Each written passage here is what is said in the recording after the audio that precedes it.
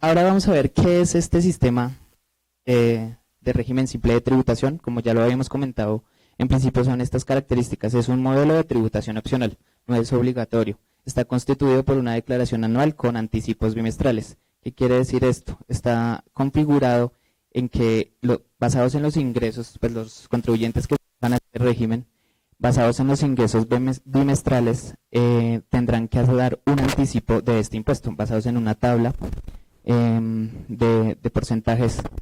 Este anticipo se va a ir recaudando y en la consolidación anual, en la declaración, pues, a restar estos anticipos.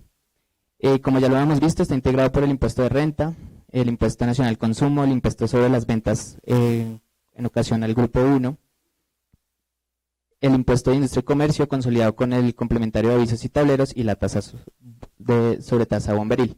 Adicionalmente integra los aportes del empleador a pensiones a través del mecanismo de crédito tributario. Quiere decir que los aportes que haga la empresa como empleador los podrá utilizar como crédito tributario en la declaración anual o en los anticipos bimestrales que se realicen. El impuesto de ganancia ocasional no está integrado al régimen simple. Entonces ya vamos a ver cómo se determina la base para mirar si puedo pertenecer al régimen simple y qué ingresos no debo tener en cuenta para este tope. El régimen simple pues tiene un hecho generador. Es la obtención de ingresos brutos susceptibles a producir incremento en el patrimonio. Entonces el hecho generador son todos los ingresos brutos.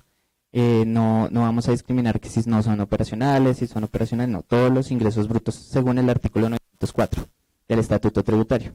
Y la base gravable para liquidar el impuesto va a ser los ingresos brutos ordinarios y extraordinarios del periodo, excepto ganancias ocasionales e ingresos no constitutivos de renta. Estos se declararán en un formulario aparte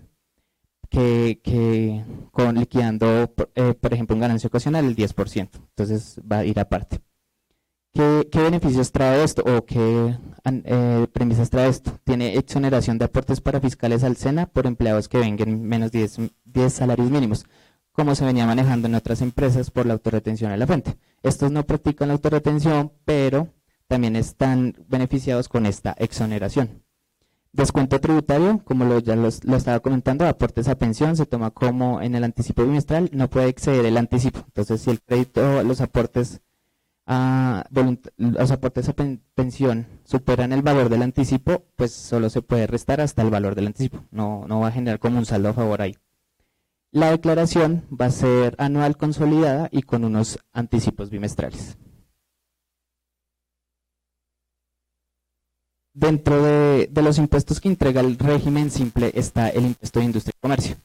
Este impuesto de industria y comercio ha generado muchas dudas de cómo va a ser el manejo, pues porque como todos sabemos todos los entes territoriales tienen autonomía para proferir sus acuerdos y temas tributarios.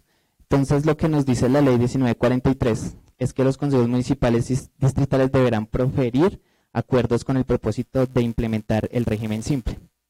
Esto está consagrado en el artículo 907. Adicional a eso, todos se preguntan, bueno, si me acojo al régimen simple a partir de julio, ¿qué pasa con los pagos en caso de Bogotá, los primeros bimestres que ya cancelé en el impuesto de industria y comercio?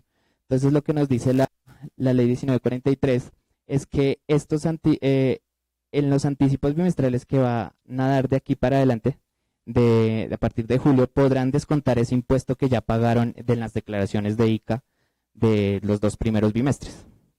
Entonces, esto lo podrán hacer para no perder el veto.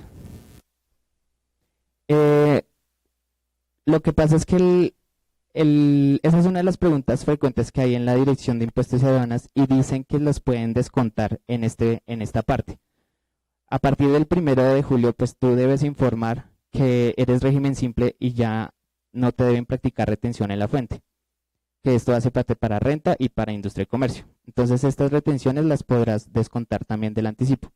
Pero a partir del 1 de enero de 2020, todos los municipios y distritos ya deben tener implementado el régimen simple.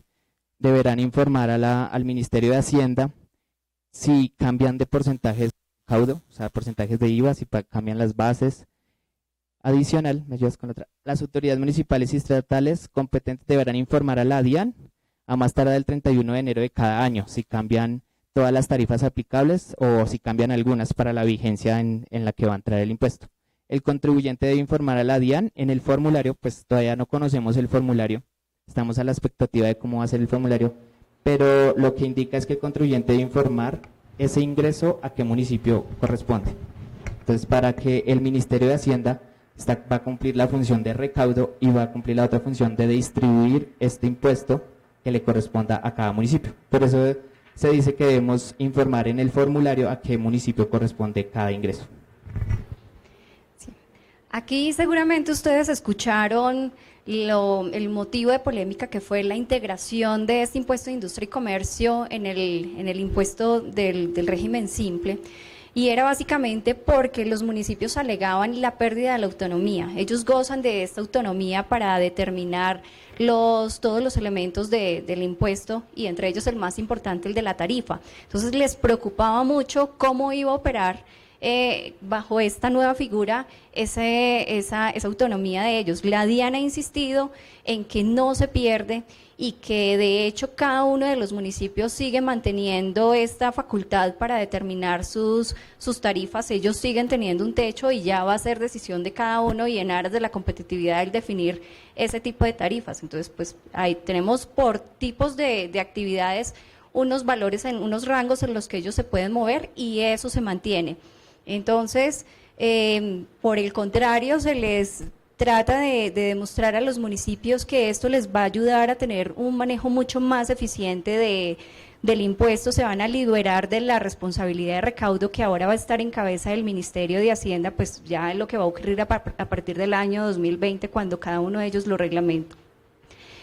Y la DIAN también le apuesta a unir fuerzas con cada uno de estos municipios para fiscalizaciones. Entonces dicen, es que hay mucha gente que declara renta, pero no está declarando industria y comercio en los municipios que les corresponde. Esto es una alternativa para ya defender ese recaudo en cada una de esas jurisdicciones. Entonces, un tema ahí que quería comentar. Adicional, también lo que comentaba Alex, los municipios tienen la autonomía de determinar qué ingresos son gravados o no con el impuesto de industria y comercio. Como vemos, el régimen simple la base gravable es todos los ingresos brutos y extraordinarios y extraordinarios.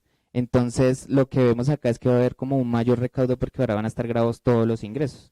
En cambio que cuando los municipios tenían la facultad, decían tales ingresos son gravados y otros ingresos no son gravados. Entonces, aquí pues estamos a la espera de reglamentación sobre este tema.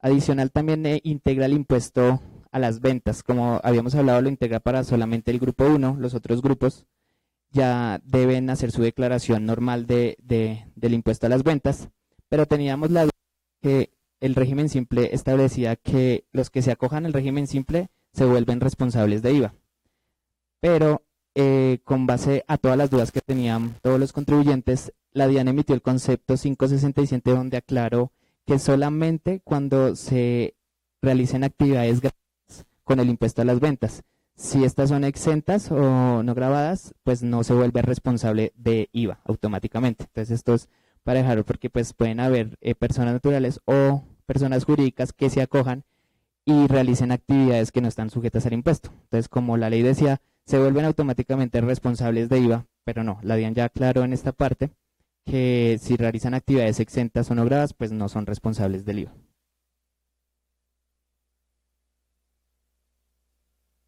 Bueno, ahora vamos a ver quiénes pueden acogerse a este régimen. Todas las personas naturales o jurídicas cuyos accionistas sean residentes colombianos, que en el año gravable anterior hubieran obtenido ingresos inferiores a 80.000 VTs. Esto equivale a 2.741 millones de pesos. Una gran diferencia con el monotributo, porque el monotributo, el rango para acogerse era de 45 millones y 116 millones. O sea, muchas empresas jurídicas no se podían acoger a este régimen en el monotributo. Pues consideramos que es otra de las fallas que tuvo el monotributo.